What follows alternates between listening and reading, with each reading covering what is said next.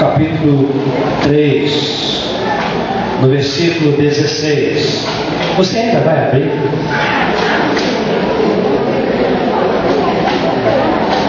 Por favor, abra, porque talvez você não conheça esse texto. Há um outro personagem na Bíblia chamado Jonas. Algumas pessoas dizem que o nome é o mesmo, é Jonas, João. Alguns dizem que Jonas é o João Batista do Velho Testamento. E hoje eu gostaria de dar um passeio pela Bíblia com você. Não posso falar muito, mas vou tentar apenas compartilhar aquilo que o Senhor tem me dado. Amém? Quantos conhecem esse texto de João 3,16? Todos conhecem quem? Levanta a mão, Senhor.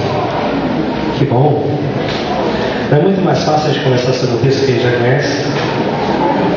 Vamos ler juntos? Vamos? O texto diz assim: o quê?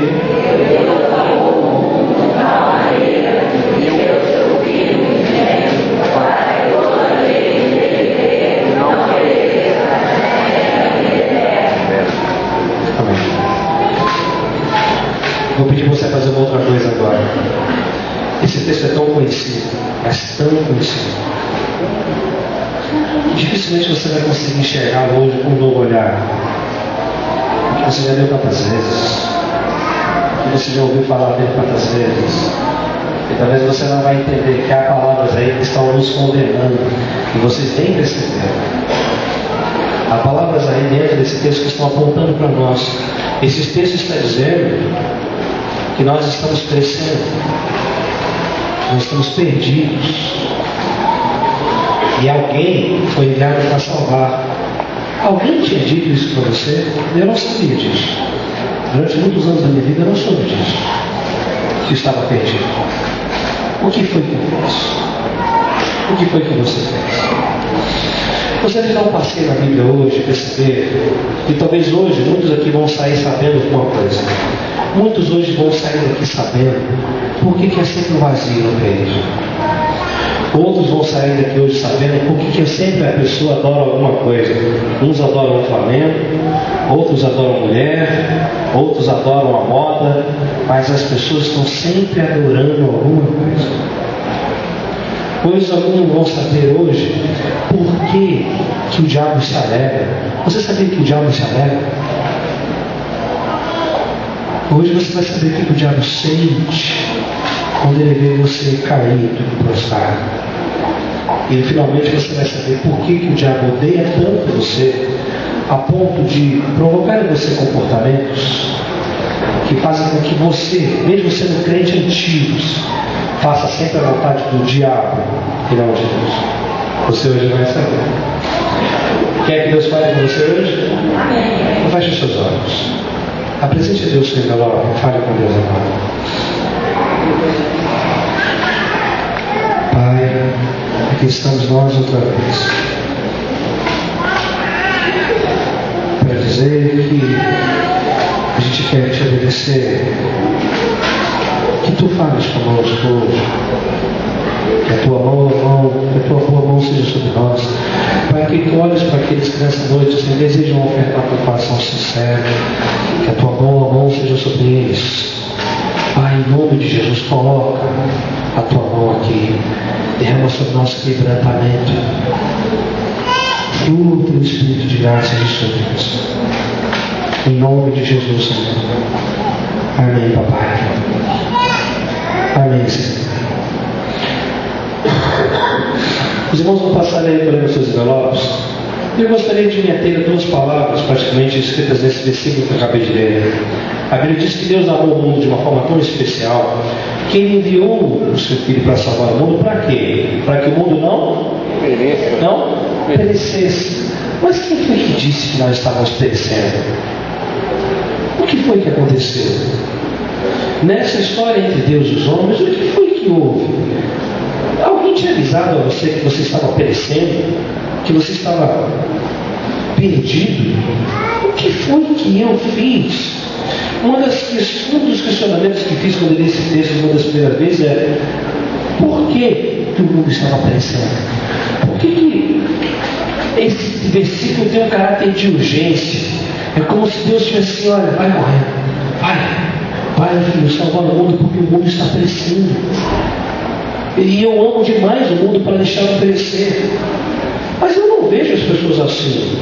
Se você hoje andou por aí pela rua, você viu as pessoas arrumadas, indo para o shopping, indo almoçar fora, ou jogando futebol. As pessoas acham que estão perecendo. Você achava? O que foi que nós fizemos? Se você não fosse honesto, você teria coragem de fazer essa pergunta para Deus: Deus, há uma parte dessa história que não contaram para mim. O que foi que houve? Eu cheguei agora, eu estou aqui em 2008, estou aqui com meus 20 anos, 30, 40, amém? 50, amém? 60. Estou aqui vivendo essa atualidade e nunca ninguém me disse o que foi que aconteceu. Por que o mundo está perecendo? Por que o Senhor vem correndo para salvar algo que eu não consegui enxergar? Eu não me vejo perdido. Eu não vejo que estou perecendo sim. Nessa história nós chegamos agora. De fato, houve algo, aconteceu alguma coisa para que o mundo passasse a perecer. Essa história não está retratada em João capítulo 3. Mas desde o começo da Bíblia, Deus está tentando contar essa história que eu vou tentar contar resumidamente a Bíblia aqui agora para você. A Bíblia diz em Gênesis capítulo 1 que um dia Deus decidiu de si mesmo criou o universo, as coisas, tudo que ele fez. Mas dentre todos os seres que Deus fez um que era a sua cópia, que era a sua própria imagem, que era a sua própria semelhança. Quem era? Não é isso que diz o texto? A Bíblia diz: façamos o homem a nossa própria imagem e semelhança. Quantos aqui têm filhos que acham que se parecem com você? Você olha assim e diz: poxa, esse nariz aqui é o meu. O tamanho da cabeça é parecido com a minha. Olha, essa orelhinha aqui não tem jeito, essa aqui é minha. Ou o contorno dos olhos. Eu quero que você pense agora: quando Deus fez o homem, Ele fez a sua própria imagem. A Bíblia diz isso. Isso talvez não tenha um impacto muito grande sobre o próprio pai que olha, mas tem um impacto enorme sobre os outros seres. Porque todos os outros seres celestiais, inclusive Satanás, quando olhavam para o homem, se lembravam sempre de quem? Do Senhor. Porque viam nele sua própria imagem. Quem amava a Deus gostava de estar com o homem. Sabe por quê? Porque fazia lembrar. Isso é uma coisa interessante. E como nós aqui, poucas pessoas vão entender, mas é como olhar para Sabrina. Sabrina vai sempre lembrar alguém, né? Faz lembrar. Estar com pessoas que fazem lembrar outros é tão legal, principalmente quando a gente gosta. Poxa, estar com você me faz lembrar seu pai, me faz lembrar. Estar com os anjos amavam estar ali. Porque era o único ser que foi feito à imagem e semelhança. Mas esse homem também foi feito com um propósito. Deus, quando soprou nele o seu próprio ser, o Espírito que lhe dava vida, Deus colocou nele um propósito. É que daqui para frente, dali para frente, por onde quer que esse homem fosse, o seu desejo, a sua paixão, a sua realização de vida só seria completa em Deus. Por quê? Porque Deus fez o homem para adorá-lo.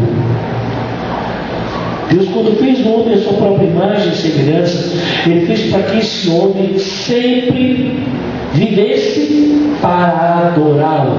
Por isso, o homem é um adorador por excelência. Havia um ser chamado Satanás, Lúcifer, que ele fez uma outra escolha. A Bíblia diz nas entrelinhas que ele escolheu não ser uma pessoa que tivesse mais nenhum tipo de relacionamento de submissão a Deus. Acontece que contra Deus ninguém pode. Há pessoas que colocam sempre Satanás em oposição a Deus. Acontece que Deus não tem oponentes, porque Deus não tem páreos. Poderíamos colocar um oponente de Satanás aí, o anjo Gabriel, quem sabe o arcanjo Miguel, mas Deus não tem oponentes à sua altura.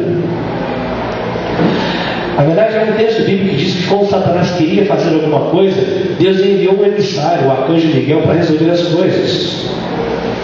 Porque Deus é poderoso, não há ninguém que possa se opor a Ele. Por isso é bom hoje Satanás ficar sabendo que ele tem um lugar certo. Não é cara a cara com Deus. Também não é debaixo dos seus pés. É debaixo dos pés da igreja do Senhor. Esse ser não quis se submeter ao Senhor.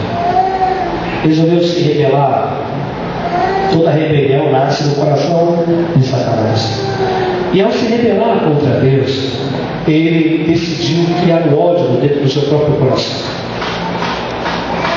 Mas havia um problema sério. É que Satanás via todo o carinho, todo o amor que Deus tinha para o homem. E ao ver o homem e a sua própria imagem retratar o próprio Deus, Satanás odiou o homem de todo o seu coração. O ódio que Satanás tem para o homem é um ódio muito grande. É um ódio terrível, não por nada que o homem tenha feito, mas por causa daquele que todo ser humano faz lembrar. Quem é? Por isso, Satanás ele odeia o homem. Ele odeia o homem. Ele odeia o homem. Ele odeia o homem.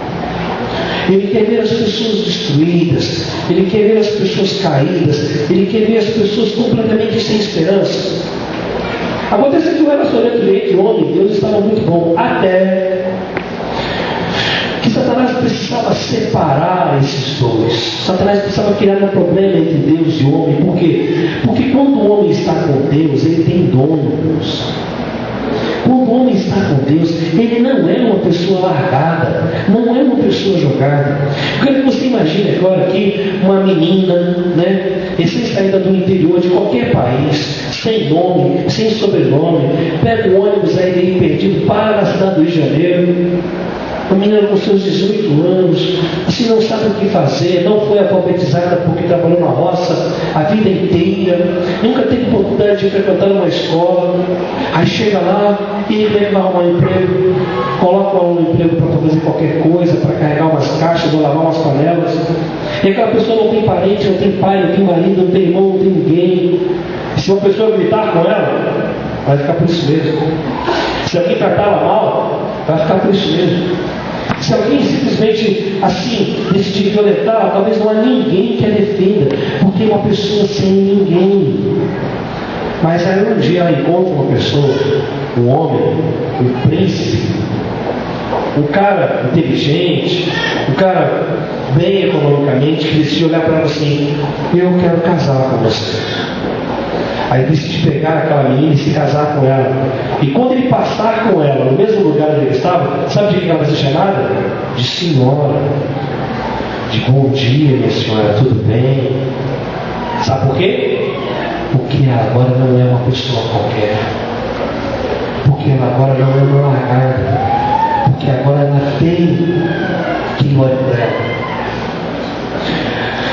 Toda pessoa que está em Deus não é uma pessoa largada.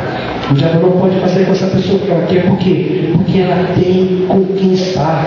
E Satanás queria chegar perto do homem destruído, mas não podia fazer. Por quê? Porque eles estavam juntos. A Bíblia diz que eles marcavam um passeio todos os dias. No final da tarde, lá no Jardim do Éden, eles passeavam juntos todos os dias. E esse relacionamento bom entre o homem e Deus é algo que o diabo nunca quer que aconteça. Chegou a hora de quitar. Ele está criando um problema. E só existe uma coisa. E olha que eu estou levando anos para descobrir isso. O que é que separa a gente do Senhor? O que é? Se tudo estiver bem entre você e Deus hoje, o que poderia fazer para não estar amanhã? E se não está nada bem entre você e Deus hoje, por que não está? O que é que separa a gente de Deus? O que é? Sei que muitos de nós vamos dizer que o pecado nos separa. Acontece que por pecado, texto de João capítulo 3, verso 16, sabemos que já temos solução. Temos ou não? Se o pecado tem nos separado do Senhor, para o pecado tem solução? O Senhor não nos enviou para nos perdoar dos nossos pecados. O Senhor não enviou o seu próprio Filho para nos salvar disso, para perdoar os nossos pecados. Mas há uma coisa que é pior. Se existe alguma coisa errada, quando homem e Deus não conseguem mais andar juntos, não é somente quando o homem peca ou comete um erro qualquer, mas é quando o homem deliberadamente, voluntariamente desobedece. Não existe nada que separe uma pessoa de Deus mais do que isso. É quando uma pessoa voluntariamente, sabidamente faz algo que sabe que Deus falou para não fazer. Isso arremessa você para muito distante do Senhor. Porque Satanás sabia que para separar o homem de Deus deveria fazer com que o homem desobedecesse. E ele conseguiu fazer isso. Deus colocou uma prova de todas as árvores do jardim. E se eu quisesse exagerar aqui, imagine todas as árvores do planeta Terra, havia apenas uma que Deus falou para que não se comesse. E como prova daquela obediência, Deus determinou: você não coma apenas dessa. De todas as outras você pode, mas dessa aqui não faça isso. Não coma dessa. E o que o diabo falou? Assim: olha, não caia nessa. Deus está falando que se você comer isso aí, você vai ser igual a ele. Por isso é que Deus quer que você não coma dessa árvore. Homem e mulher pecaram, desobedeceram e assim ficaram distantes de Deus. Essa distância fez com que Satanás se alegrasse muito. Por quê? Porque agora havia um problema. Há o homem, e eles estavam representando toda a humanidade, porque Adão e Eva eram aqueles que iam gerar todos os filhos, todos os seres humanos. Ali agora estava gerando um problema, porque Deus prometeu, e Deus não pode voltar atrás. Ele prometeu dizer o seguinte: no dia que dele comeres esse fruto, certamente morrerás, vais perecer, porque esse é o preço da desobediência. E agora estava determinado: homens, todos eles, passaram a morrer. Não somente fisicamente, mas passaram a ter uma eternidade para cumprir, com Deus ou sem Ele. E agora eu quero que você pare para pensar: esse é um problema seríssimo. Como é que poderia ser resolvido? Eu e você já nascemos perecendo, condenados à morte eterna, apenas pelo fato de que fazemos parte de uma humanidade que escolheu viver longe de Deus. Deus é palavrão em muitas rodas de conversa. Vivemos em cidades, em comunidades, onde as pessoas não querem ouvir falar dele. Isso hoje. Mas ao longo do tempo, na história, ao longo dos anos, Deus foi expulso dos nossos relacionamentos, expulso dos nossos sentimentos. E o homem estava perecendo, o homem estava morrendo, o homem está perdido. Porque ele nasce, vai viver poucos anos, 100, 120 anos, depois ele vai morrer, e sua eternidade será para sempre longe de Deus. Qual o jeito para isso? A Bíblia diz que Deus resolveu arrumar um jeito. A Bíblia diz que como Deus não podia voltar atrás por causa da sua palavra, o homem estava condenado a morrer, então ele enviou o seu próprio filho para que morresse em nosso lugar. Assim, a morte continuou se cumprindo. As pessoas condenadas à morte seriam substituídas pela morte de uma só pessoa: Jesus. Jesus veio, morreu por mim e por você, para nos garantir uma eterna salvação. Hoje, nós podemos dizer que toda pessoa que reconhecer este sacrifício de Jesus Cristo em seu lugar, não está mais perecendo, mas receberá a vida eterna em nome do Senhor. Não está mais condenado com este mundo. Bom, essa história longa aqui toda faz qual diferença? Tudo isso que eu acabo de contar aqui agora, que tipo de diferença faz? faz para você que frequenta uma igreja há anos?